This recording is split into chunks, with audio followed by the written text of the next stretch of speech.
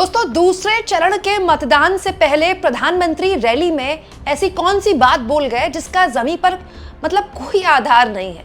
दूसरे चरण के मतदान से पहले प्रधानमंत्री की रैली में ऐसी कौन सी भूल उनसे हो गई जिसका जमीन पर रियलिटी चेक मैं आपको दिखाऊंगी। दोस्तों, प्रधानमंत्री मोदी आज बैरकपुर में, पश्चिम बंगाल के बैरकपुर में चुनावी रैली को संबोधित कर रहे थे। इसमें कोई दो राय नहीं कि पीएम की रैली हो या रोड शो, पश्चिम बंगाल में भीड़ जुट रही है। लेकिन दोस्तों, इस भीड़ को देखते हुए पीएम एक ऐसे दावे करने लगे जिसका जमीन पर मतलब रियलिटी चेक करने के लिए मैं आपके सामने कुछ तस्वीरें रखना चाहती हूँ। दोस्तों, पीएम ने बैरकपुर में आज युवाओं के बीच ये कहा कि अगर उनकी सरकार आती है, उनका सीएम बनता है, तो दोनों पीएम और सीएम मिलकर बंगाल के लोगों के लिए काम करेंगे और यहाँ हम बड़े लेवल पर युवाओं के पलायन को रोकेंगे, क्योंकि जो बंगाल का युवा है उसको बड़े लेवल पर बाहर जाकर नौकरी करनी पड़ती है। इससे जो बुजुर्ग लोग हैं उनके बीच में भी एक अकेलापन है, क्योंकि बच्चे बाहर चले जाते हैं काम करने के लिए। हमारा सीएम आएगा तो इस ओर हम रोकथाम करेंगे। पीएम ने क्या बोला ये सुनिए, क्योंकि उसके बाद मैं आपको रियलिटी चेक दिखाऊंगी जो मैंने जमीन पर जाकर देखा। और एक्चुअली मैं नहीं, ये लोग जवाब देंगे कि प्रधानमंत्री मोदी की बात कितनी सच्ची कितनी झूठी है। बंगाल ने दशकों तक पलायन की तकलीफ सह ली। यहां रोजगार था नहीं, इसलिए बच्चे मजबूरी में बाहर कमाने चले गए। अब दोस्तों, पीएम बंगाल के लोगों से कह रहे हैं, बंगाल के युवाओं से कह रहे हैं कि उनकी सरकार आती है तो पीएम और सीएम मिलकर पलायन रोकेंगे। लेकिन आपको ये जानकर कतई हैरानी नहीं होगी दोस्तों कि बंगाल के अपने चुनावी जो मेरा कवरेज था उसमें ऐसा कोई जिला मुझे नहीं मिला जहां मुझे बिहार के लोग नहीं मिले। वही बिहार जहां 20 साल से एनडीए की सरकार है, वही बिहार जहां ऑलमोस्ट 12 साल से, थोड़ा कुछ महीने का वक्त था जब तेजस्वी यादव के साथ नीतीश कुमार गए थे, ऑलमोस्ट 11 साल लगा लीजिए, जहां पर डबल इंजन की सरकार है। उस बिहार के इतने लोग मुझे मिले कि मैं भूल गई हूं। कईयों को मैंने वीडियो में कैप्चर किया, कईयों को नहीं कर पाई। तो दोस्तों, कोलकाता में जहां पीएम कल रोड शो कर रहे थे, वहां का बड़ा बाजार है, मतलब आप समझ लीजिए कि थोक की मार्केट है और दुनिया नमान का सामान मिलता है वहाँ। ड्राई फ्रूट्स, मसाले, प्लास्टिक का सामान, टेक्सटाइल मतलब कपड़े, थोक का सामान वहाँ मिल जाएगा आपको। तो वहाँ पर पूरे पश्चिम बंगाल से लोग वहाँ पर आते हैं और देश के सबसे बड़े थोक मार्केट में से एक है। वहाँ से मैंने लोगों की राय जानने की कोशिश की, तो वहाँ एक गोलगप्पे वाले भैया मुझे मिले और उनसे ही मैं उनकी राय जानने की कोशिश कर रही थी। तब पता चला ये जो भैया हैं गोलगप्पे वाले, ये कई सालों से पश्चिम बंगाल में गोलगप्पे बेच रहे हैं। उनसे जब मैंने पूछा कहाँ से है, तो उन्होंने कहा मैं बिहार से हूँ। और जब मैंने उनसे पूछा कि तो गोलगप्पे तो बिहार में भी आप बेच सकते हैं, तो उन्होंने जानते क्या कहा? उन्होंने कहा कि वहाँ इसकी डिमांड नहीं है। सोचिए दोस्तों, गोलगप्पा कोई सोना चांदी नहीं है, बहुत सस्ती चीज़ है। और उसके बाद मैंने उनसे भी पूछा कि भाई आप, वहाँ तो डबल इंजन की सरकार है, वहाँ आपको रोजगार नहीं मिल रहा है कि बंगाल में आपको गोलगप्पे बेचने पड़ रहे हैं? सुनिए मेरी उनसे क्या बातचीत हुई। भाई कब से क्या देखिए भैया गोलगप्पे बना रहे हैं। पुचका भैया, पुचका गोलगप्पा क्या है? गोलगप्पा कहिए चाहे पुचका कहिए चाहे पानी पूरी कहिए। अच्छा, लोग कहते हैं कि बंगाल में जो गोलगप्पा है वो थोड़ा छोटा होता है, लेकिन हमको तो सेम साइज लग रहा है दिल्ली वाला। हाँ, दिल्ली वाला ही साइज है ना? आप बिहार से हैं? बिहार से हैं। अच्छा, बिहार के वोटर है यहाँ के? बिहार का। अच्छा, बिहार में रोजगार के अवसर नहीं है क्या? नहीं। कितने साल से लगा रहे हैं यहाँ 15 साल हो गया। 15 साल हो गया। एक दिन में कितना हो जाता है?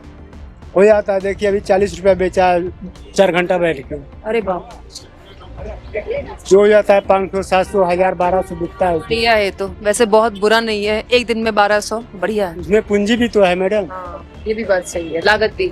एक आदमी का खर्चा मिनिमम खाने का 200 रुपया है। मिनिमम खाएगा तो 200 रुपया 2 टाइम में होगा। बिल्कुल होगा, बिल्कुल। 6000 का महीना, और मेरा बाल बच्चा क्या खाएगा, हम क्या खाएंगे?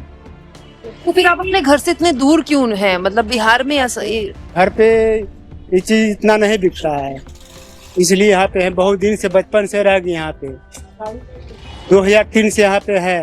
तो दुख होता है कि घर छोड़ छाड़ के या दूसरे दुख होता है। दुख क्यों नहीं होगा? अगर घर पे माँ बाप का सब फैमिली के साथ रहता और बढ़िया है। मुझे बहुत बिहार के इतने लोग मिले हैं, मैं आपको क्या बताऊं, इतने लोग मिले हैं और सब रोजगार के लिए, पढ़ाई के लिए यहाँ आए हैं।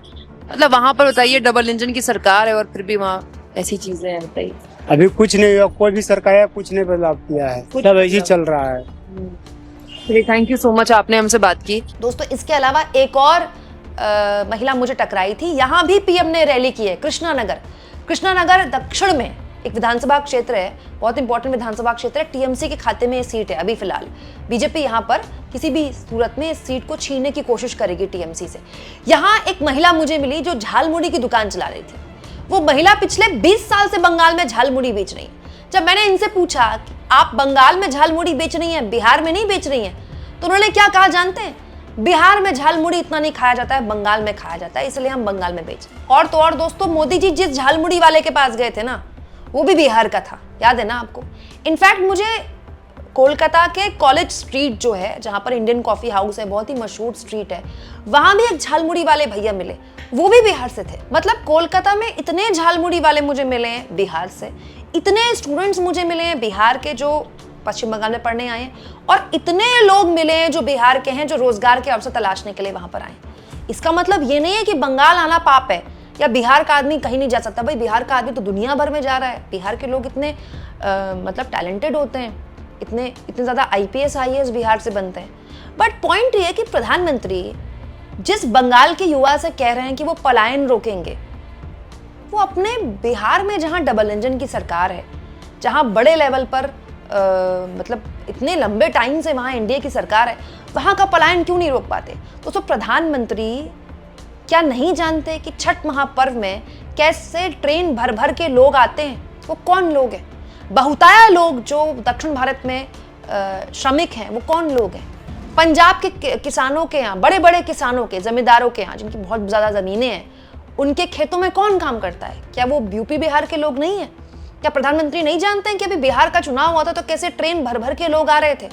तो अगर डबल इंजन जहां है बिहार में, यूपी में, वहां इतना जबरदस्त रोजगार के मुद्दे पर काम हो रहा है, तो फिर ये ट्रेनें भर भर के कौन ना आता है? तो सच्चाई ये है कि राज्य चाहे कोई भी हो, चाहे इंडिया गठबंधन का विपक्ष का कोई राज्य हो या फिर केंद्र की सरकार का राज्य हो या बीजेपी की सरकार का राज्य हो, सच्चाई ये है कि रोजगार के मामले में ना हमारी सरकारें बहुत ही ढीली हैं। कोई भी सरकारें दावा नहीं कर सकती कि मैंने फलाना रोजगार दे दिया, मैंने ढिमकाना रोजगार दे दिया।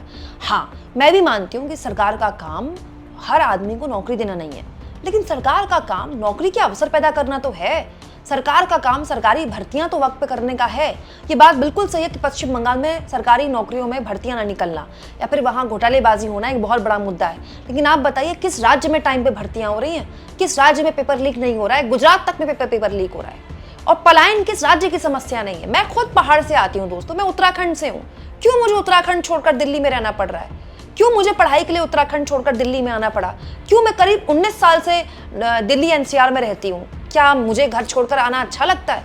अगर वहां रोजगार के अवसर होते तो क्या मुझे ऐसा करना पड़ता? डबल इंजन की सरकार तो उत्तराखंड में है, क्या वहां पलायन रुक गया? क्या वहां से लोग दिल्ली NCR और बाकी राज्यों में नहीं जा रहे हैं? अब दोस्तों दिक्कत यह है कि पलायन का मुद्दा, रोजगार का मुद्दा तो बनता है और ये है भी। पश्चिम बंगाल के चुनाव में युवा बहुत बड़े लेवल पर बीजेपी के साथ जुड़े हैं और वो युवा जिन्होंने TMC को वोट दिया है वो जुड़े हैं क्योंकि उनको रोजगार के मुद्दे पर एक उम्मीद दिखाई देती है बीजेपी से, PM मोदी के वादे पर उम्मीद दिखाई देती है। लेकिन ये PM भी जानते हैं कि रोजगार के मुद्दे पर उनकी सरकार का क्या ट्रैक रिकॉर्ड है, चाहे वो केंद्र की सरकार हो या फिर राज्यों की सरकार हो। आप इस मुद्दे को किस तरह से लेते हैं दोस्तों? कमेंट बॉक्स में जरूर लिखें और जितना हो सके चैनल को शेयर भी करें और सब्सक्राइब भी।